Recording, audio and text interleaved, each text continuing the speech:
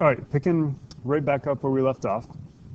We were given this complex number and we wanted to write it in polar, and we found it was at 126.8 and the radius was 5. Here's how the book did it. We did it with the tangent. The book used a sine. I used a tangent because it was what's given to us, so the x-coordinate and the y-coordinate. If you screw up your radius, then obviously your angle is going to be wrong. But if you're confident your radius is right, you can use really any of the three inverses. So the book used a sine here,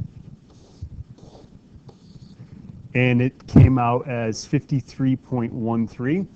Well, remember, sines are going to be positive here and here, so it just transferred that over as 180 minus that.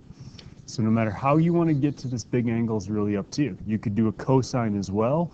It's going to spit out a negative 53 at you, again, just like the tangent, because the way inverse cosines work.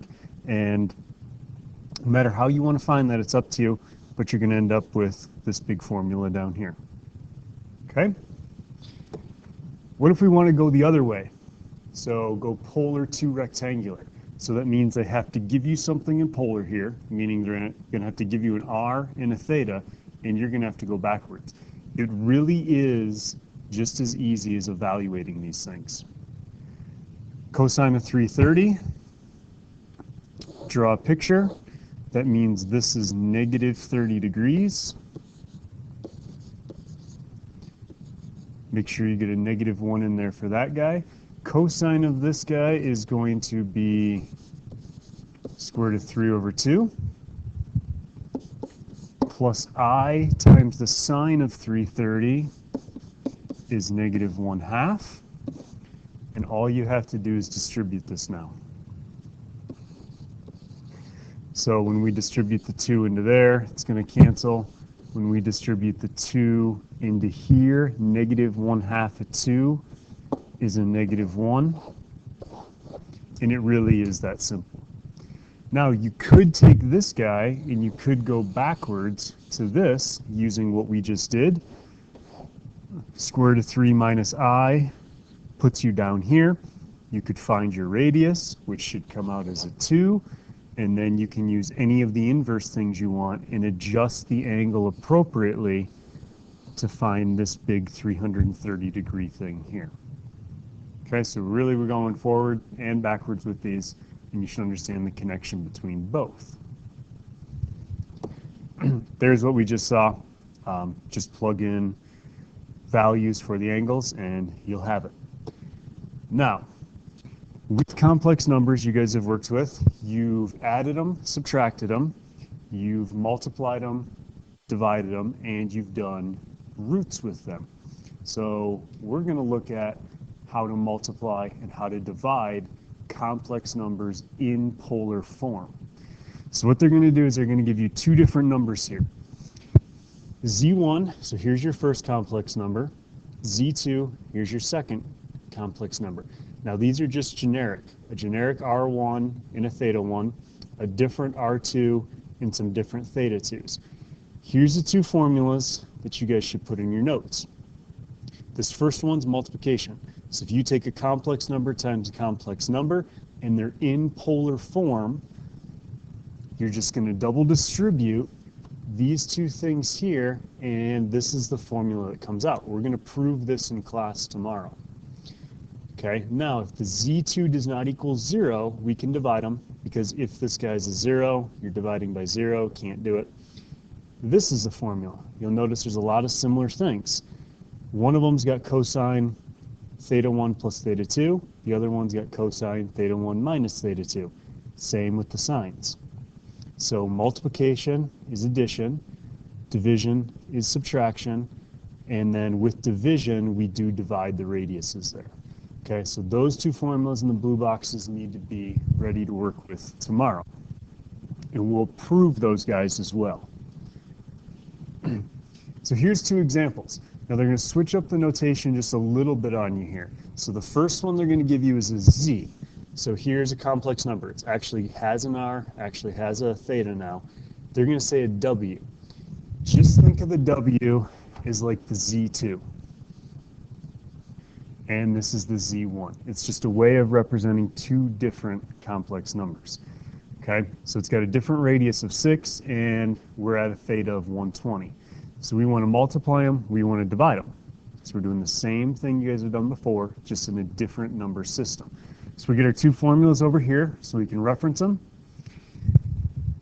They're asking you to do Z times W. Just pretend they're asking you to do Z1 times Z2 is really all it is. Okay, I know the formulas get Z's. They throw these W's in there.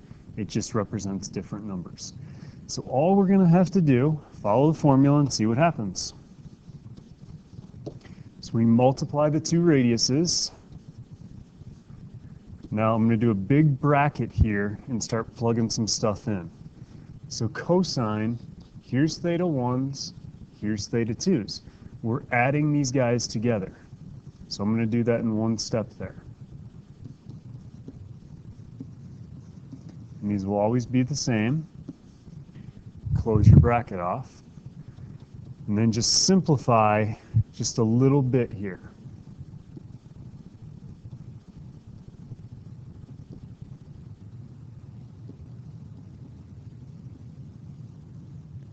And call that good.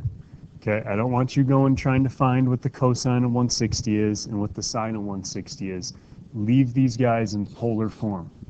Okay, so as with any new thing, you just got to get used to what forms you want them in, when you keep going, when you stop, and whatnot.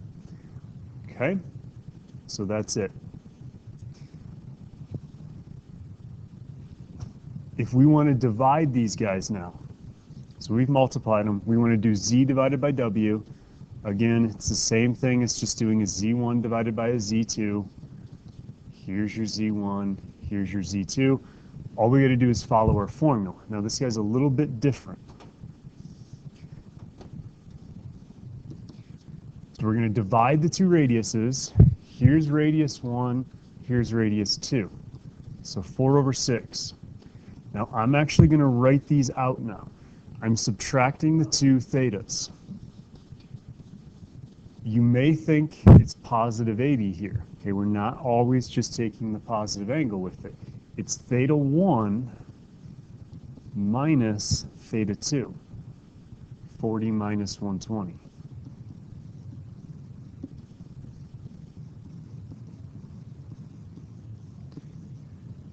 Okay, simplify it.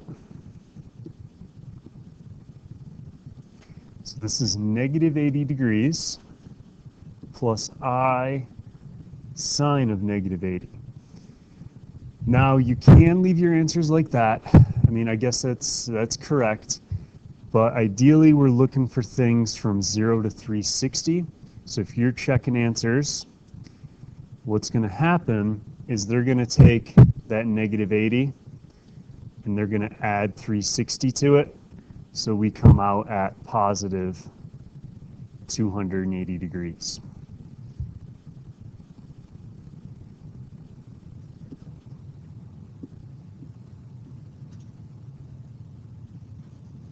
So they're going to leave it like that. Okay, so I encourage you, try and make positive angles, try and make them from 0 to 360. And as with anything, it's just a practice piece to see how they want final answers with this. So what this tells us right here is if you take these two complex numbers and you divide them, that's what happens in polar form.